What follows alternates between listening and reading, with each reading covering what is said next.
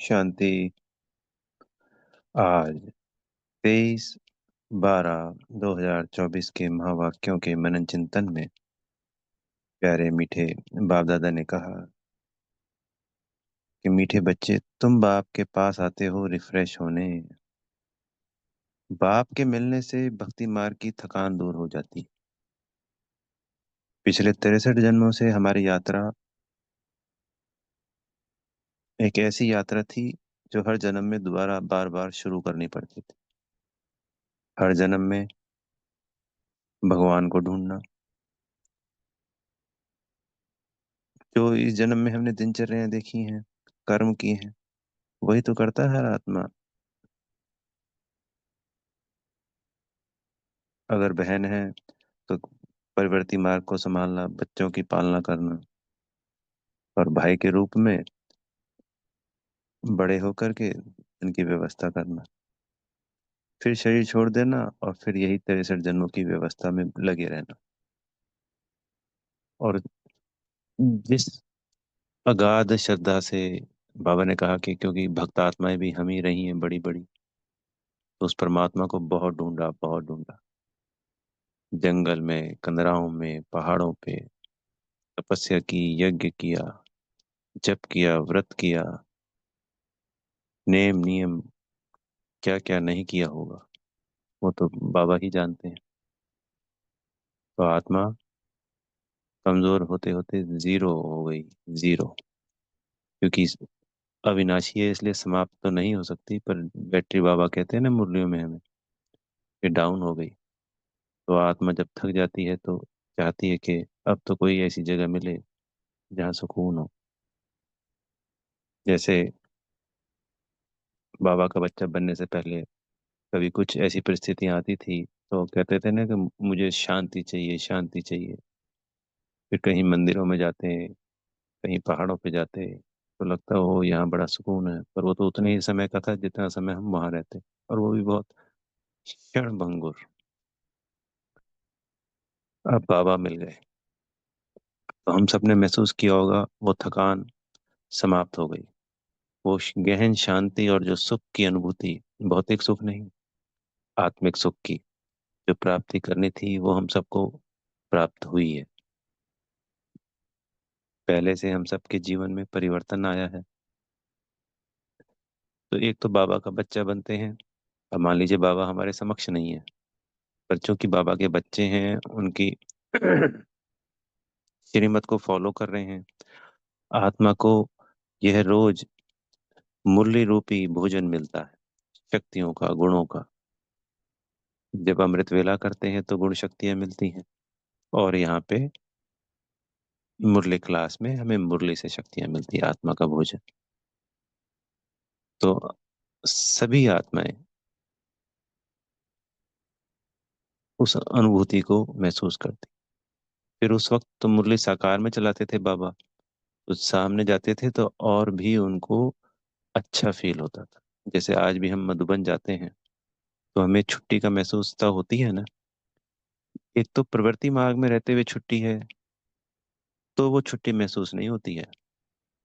जैसे माताओं बहनों के लिए तो कभी छुट्टी होती ही नहीं है, क्योंकि परिवार की छुट्टी हो गई तो उनको तो भोजन बनाना है, उनको तो सारे सत्कर्म जो कभी करते हैं बाबा की याद में उनको करने ही करने हैं। पर जब मधुबन जाते हैं तो वो जो स्वर्ग का एहसास है, कि जहाँ पे बाबा ने कहा आज की मुरली में कि वहां सिर्फ विश्राम ही विश्राम है, शांति ही शांति है, वो महसूसता हमें मधुबन में होती है। क्योंकि वहाँ का वायुमंडल, वाइब्रेशंस पॉजिटिव है, सतोगुणी है, तपस्वी भूमि है।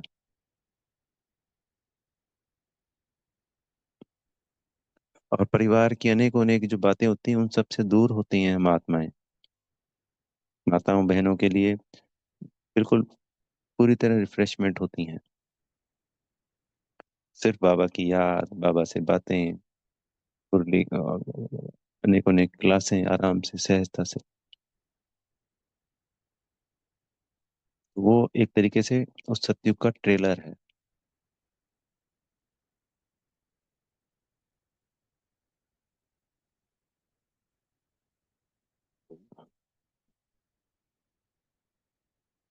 तो वो सतयुग, वहां तो मेहनत शब्द ही नहीं है, किसी को भी मेहनत नहीं करनी पड़ती। आज बाबा ने प्रश्न उत्तर में भी यही कहा कि बाबा किस विधि से बच्चों को रिफ्रेश करते हैं। तो इसमें पहला पॉइंट तो वही आ गया, ज्ञान मुरली। उससे हम सुनते हैं, हमें शक्तियां प्राप्त होती हैं। हमें ड्रामा का ज्ञान बड़ा सहज, अगर इसको हम अपने जीवन में उतार लें तो हमें हर वक्त ही सब कुछ सहज लगेगा। फिर परिस्थिति परिस्थिति नहीं लगेगी, क्योंकि पता है ये तो ड्रामा में नूंद है, ये सब हुआ पड़ा है। हर कल्प हमने संपूर्ण पावन बनकर लक्ष्मी नारायण के पद को पाया है, तो इस कल्प भी पाना ही वो निश्चित है। जैसे कल संडे की मुरली में बाबा ने कहा ना, व्यक्त मुरली में, मैं ही हूँ, सर्व प्राप्तियां मुझे हुई ही पड़ी हैं, मैं उसका स्वरूप ही हूँ। मैं हर कल्प लक्ष्मी नारायण देवता देवी देवता बना हूँ, तो मैं ही बना हूँ, जो मैंने पद पाया था हर कल्प वो पा लिया है। ये यात्रा है, यात्रा में पड़ाव आ रहे हैं, जा रहे हैं। फिर दूसरा बाबा ने याद से रिफ्रेश के लिए कहा, वो भी अभी बताया भी, अमृत वेला जब बाबा को याद करते हैं तो शक्तियां मिलती हैं, गुण मिलते हैं। और आज बाबा ने सत्य को विश्रामपुरी बताया है। तो हमने इसको ऐसे डिवाइड किया कि भाई, जैसे आज कहते हैं ना सबसे अच्छा जगह है, किसी को वो मिल रहा है, कोई प्रतियोगिता में भाग ले रहा है, तो इस प्रतियोगिता में ना जीतने वाले को जैसे 4 दिन 3 रातों का स्टे मिलेगा जी, 5 स्टार होटल में, या विदेश लेके जाएंगे जी। तो हम ऐसी यात्रा पे जाने के लिए ये प्रतियोगिता है। हर आत्मा नंबरवार है, कोई फर्स्ट आएगा, कोई सेकंड, कोई थर्ड, महारथी घुड़सवार प्यादे। तो कोई 21 जन्मों के लिए विश्राम करेगा, कोई 8 के लिए, कोई 15 के लिए, कोई 1 के लिए, कोई 2 के लिए, कितने भी जन्म हो सकते हैं, सबके अलग अलग हैं। क्योंकि 9 लाख के तो हैं 21 जन्म पूरे, और उसके बाद आने वाली आत्माओं के 20 18 17 19 12 15 ऐसे हैं। तो डिवाइड ऐसे किया जी, सत्युग को कह दिया 7 स्टार होटल। यहाँ पे कहते हैं ना सबसे अच्छा जो होता है पूरे विश्व में, जो सबसे ऊंचे होटल होते हैं 7 स्टार होते हैं जी। फिर उसके बाद कहते हैं जी 5 स्टार। त्रेता युग हो गया 5 स्टार होटल। फिर द्वापर हो गया 3 स्टार होटल। और फिर कलयुग हो गया नॉर्मल होटल। और कलयुग अंत हो गया ढाबा।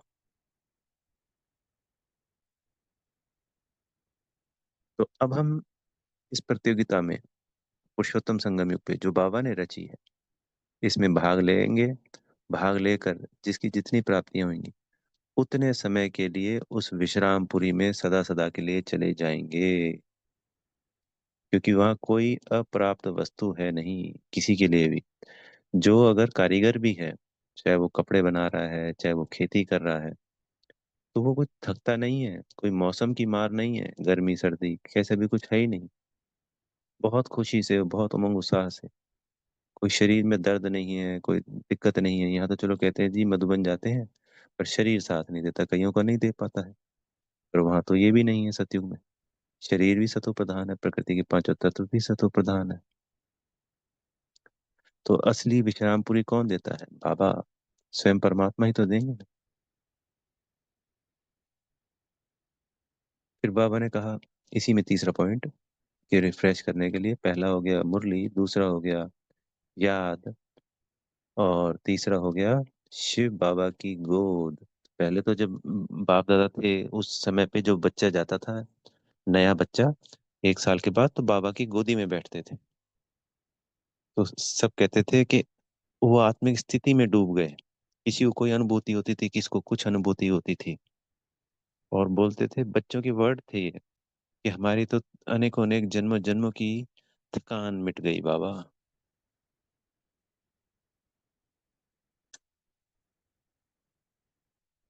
और हम सब ने भी बाबा का बच्चा बनकर ये महसूस किया होगा,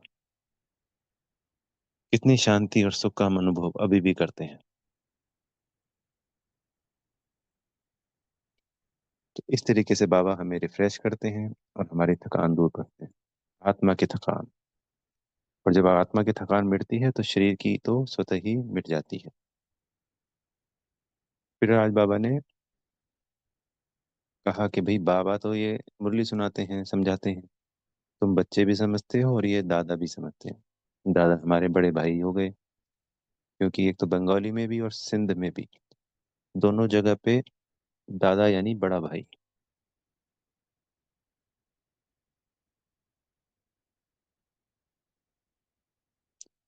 पर इन सब के लिए, जो अभी बाबा ने कहा ना, रिफ्रेशमेंट, प्राप्तियां, विश्राम, इस संगम युग पे आत्मिक स्थिति का होना जरूरी है।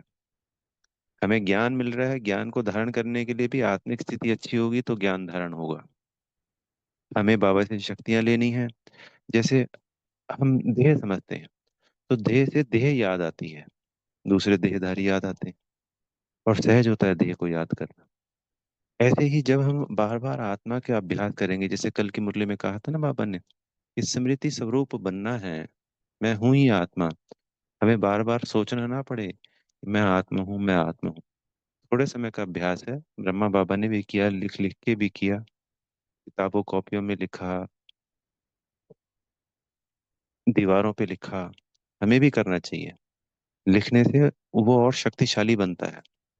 तो थोड़े समय के अभ्यास बाद हमें उसके स्मृति स्वरूप बन जाएंगे। मैं हमेशा याद रहेगा कि मैं आत्मा ही हूँ। तो बाबा ने कहा कि कुछ बच्चे ऐसे बन गए हैं, तो हम जब वो बन जाएंगे, तो उस वक्त हमें जो ये सुख शांति की अनुभूति संगम युग पर है, अतीन्द्रिय सुख जो बाबा मुरलियों में कहते हैं, जो बच्चों को मिलना अभी बाकी है, वो जिसकी स्टेज जितनी शक्तिशाली होगी, आत्मिक अभ्यास उतना शक्तिशाली होगा, उसको उतनी ही गहरी अनुभूति होगी ही होगी। ये ज्ञान की धारणा, इसको समझना सहज, कि सुना और हो गया, समझ में आ गया और उसको स्वरूप बन गए, जो हम बाबा हमें बनाना चाहते हैं, जैसे ब्रह्मा बाबा बने।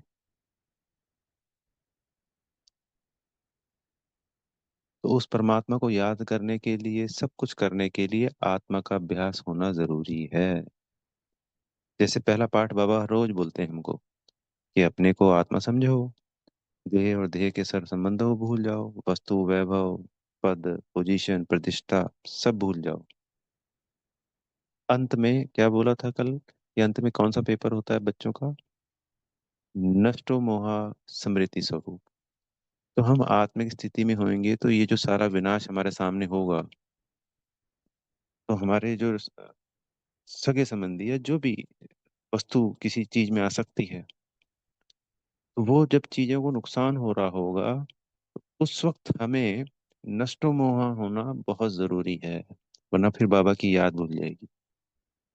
और अगर आत्मिक स्थिति शक्तिशाली नहीं हुई, तो हम घबरा के हम खुद ही उसमें लिप्त हो जाएंगे और दुखी हो जाएंगे, परेशान हो जाएंगे, पद गवा देंगे और स्थिति खराब हो जाएगी। पापा ने कहा था ना कि वहां पे हार्ट फेल हो जाएंगे उस वक्त बहुतों के, क्योंकि वो देखना करना सुनना आसान सुनना तो है, बोलना आसान है, पर उसको देखना और उसको फील करना आसान नहीं है। उसके लिए आत्मिक स्थिति का अभ्यास और नष्टो मोह। तो देह देह के सब संबंधों को भूलना क्या हो गया? नष्टो मोह। तो यही हमारा पहला पाठ भी है, और यही हमारा अंतिम पाठ भी है। अंतिम पेपर भी ये कह सकते हो, पाठ भी कह सकते हो, क्योंकि इसी पाठ का पेपर आना है जो बाबा हमें रोज पढ़ा रहा है।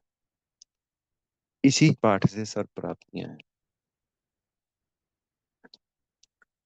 बाबा कहते हैं कि मैं तुम मनुष्यों को, तुम पतितों को पावन बनाने के लिए आता हूँ। सतयुग के देवताओं को मनुष्य क्यों नहीं कहते? वो है पावन। पावन यानी देवता, और पतित यानी मनुष्य। तो बोले देवताओं को मैं पावन थोड़ी बनाऊंगा, वो तो पहले से ही पावन है। पतित ही पुकारते हैं, देवता तो पुकारते भी नहीं है, और उनको दरकार भी नहीं है। ये बड़ी गहरी समझने की बातें हैं। ये इसलिए कि जब हम किसी को पॉइंट समझाएंगे, तब हमारे बुद्धि में ये पॉइंट चलते रहे। तो पतितों के बुलावे पे आते हैं। बोले वहाँ पावन होते हैं, तो पावन की दुनिया में भगवान क्यों आएगा? क्योंकि उन्होंने तो सतयुग, त्रेता, द्वापर, कलयुग सभी जगह भगवान को दिखा दिया ना जी।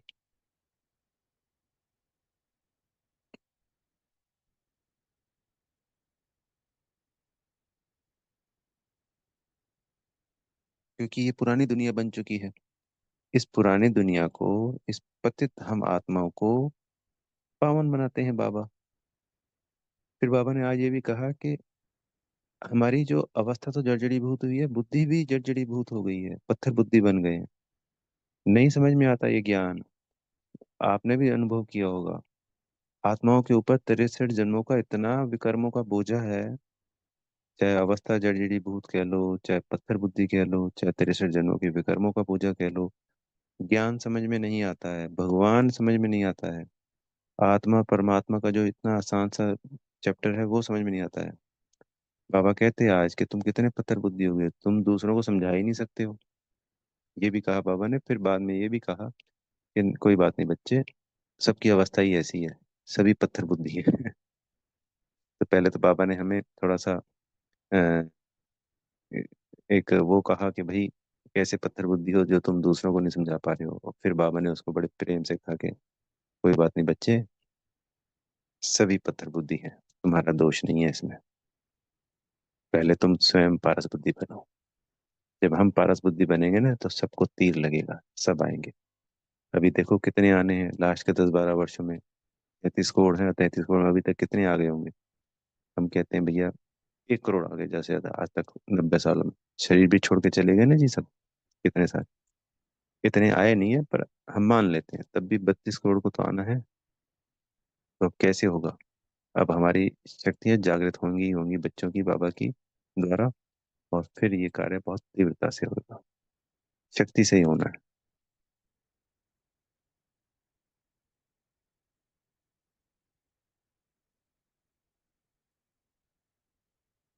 बाबा ने कहा कि अब बच्चों की ताकत खत्म हो चुकी है, क्योंकि मुरलियों में बताते हैं ना बाबा कि आत्मा समाप्त तो हो नहीं सकती, मिनिमम लेवल पे चली जाती है, क्योंकि अविनाशी है। अब बाबा से हमें रोज अपनी बैटरी को चार्ज करते जाना है।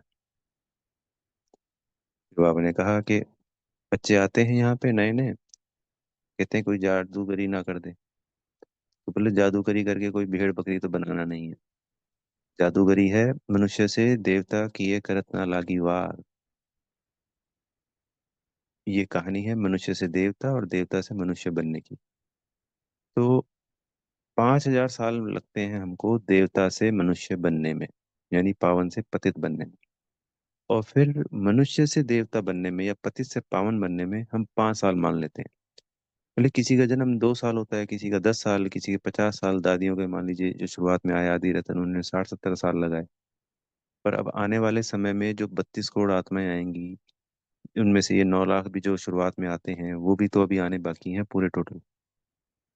वो इतने से समय में ही, आने वाले 10 सालों में ही अपने 21 जन्मों की प्रारब्ध बना लेंगे। तो बाबा ने तो ये कहा कि 6 महीने में भी अगर कोई श्रीमत पे पुरुषार्थ करे तो 108 की माला में आ सकता है। तो हम एक एवरेज समझने के लिए इस बात को कि 5,000 साल तो लगते हैं देवता से मनुष्य बनने में, और 5 साल मात्र लगते हैं। उसके 5,000 साल के सामने 5 साल कितने छोटे हैं। तो 5 वर्षों में आत्मा पति से पावन और मनुष्य से देवता बन जाती है। तभी तो ये गायन है, मनुष्य से देवता किए करत ना लागी वाह। फिर बाबा ने कहा कि पहले हम सब नास्तिक थे। नास्तिक सिर्फ उसको नहीं कहा जाता कि जो पूजा पाठ नहीं करता या भगवान को नहीं मानता। जो भक्त आत्माएं हैं सभी नास्तिक हैं, जितनी भी आज भी भक्त आत्माएं। क्योंकि जिसकी पूजा कर रहे हैं उसको नहीं जानते, उसकी बायोग्राफी नहीं जानते, स्वयं को नहीं जानते, तो नास्तिक हुए ना।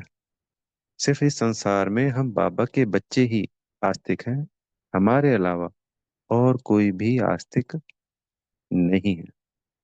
फिर वंडरफुल बात बताई बाबा ने कि सब कुछ गुप्त है। बाबा गुप्त, बाबा का ज्ञान गुप्त, खाली हम बच्चों को पता। हम आत्मा गुप्त। हम जो बाबा को गुप्त रीति याद करते हैं, एक परिवार में 4 बीके हैं, किसी को कुछ नहीं पता कि कौन अंत में क्या बनेगा, सबका रिजल्ट फाइनल में बाद में निकलेगा। क्योंकि दिन में कौन कितना किसको याद कर रहा है सिर्फ वो बाबा के अलावा कोई नहीं जानता। कितना वंडरफुल है। और एक परिवार में कोई भी नहीं चल रहा, ज्ञान में एक चल रहा है, वो देवता बन जाएगा, सबसे ऊंच अवस्था को प्राप्त कर लेगा, अंत में पता चलेगा बोले ये हमारे सामने कुछ करता ही नहीं था, खाली सेंटर जाता था आता था और बस ये तो ऐसे प्राप्तियां कर ली। तो सब कुछ गुप्त है ना। ज्ञान गुप्त, पुरुषोत्तम संगम युग गुप्त, हमारा लक्ष्य लक्ष्मी नारायण आने वाला है, तो ये कोई सबके सामने थोड़ी है, गुप्त। यहाँ के स्कूलों में तो जो पढ़ाई होती है वो इस जन्म के लिए होती है, और ये कैसी पढ़ाई है, अगले 21 जन्मों की प्राप्ति के लिए। वंडरफुल। ये भी आने वाले जन्मों की प्राप्तियां हैं, इस जन्म की कुछ नहीं है, ये भी गुप्त।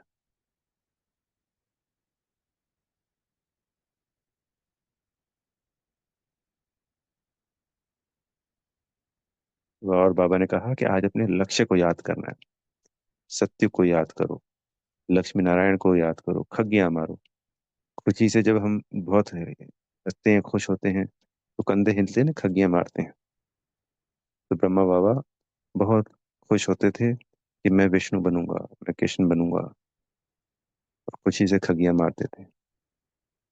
अपने आप को विजुलाइज करना है सत्युग में। तो ऐसे विजुलाइज करने के साथ साथ ऐसे महसूस किया कीजिए कि मैं सत्युग में नर्म मुलायम घास पे चल रहा हूँ। उसको फील करने की कोशिश कीजिए। वहां के जल को, पानी को हाथ लगाइए, ये मेरे को पानी के टच कर रहा है, तब वो महसूसता होगी। जैसे हम परम धाम जाते हैं तो बाबा से सुख शांति मिल रही है, किरणें आ रही हैं, तो मुझ आत्मा में समा रही हैं, तभी तो हमें उसकी महसूसता होती है ना जी। तो उसको जितना फील करने की कोशिश करेंगे, थोड़े समय में फील होने लगेगा, और फिर वो प्राप्तियां अधिक होंगी, बहुत अधिक, कई गुना बढ़ जाएंगी। फिर राज वरदान में बाबा ने हमें कहा कि याद और सेवा के शक्तिशाली आधार द्वारा तीव्र गति से आगे बढ़ने वाले माया जीत पाओ। ब्राह्मण जीवन में क्या है, याद, बाबा की याद से हमें शक्तियां मिलती है। सेवा, तन से मन से और धन से। यहाँ पे अगर हम मन की बात करें, क्योंकि याद मन से करना है, दिल से याद करना है और दिल से सेवा करनी है। तो जब बेहद की शकाश दे रहे हैं, शुभ भावना शुभकामनाएं दे रहे हैं, तो निस्वार्थ भाव से देनी है। इन दोनों का बैलेंस हो तो सभी को तीव्र गति से हम बढ़ सकते हैं। जैसे सुबह जो होती है, अ, अमृत वेला, उस वक्त याद करो, शक्तियां लो बाबा से। दिन में बाबा को याद करते रहो, सुदर्शन चक्र घुमाते रहो।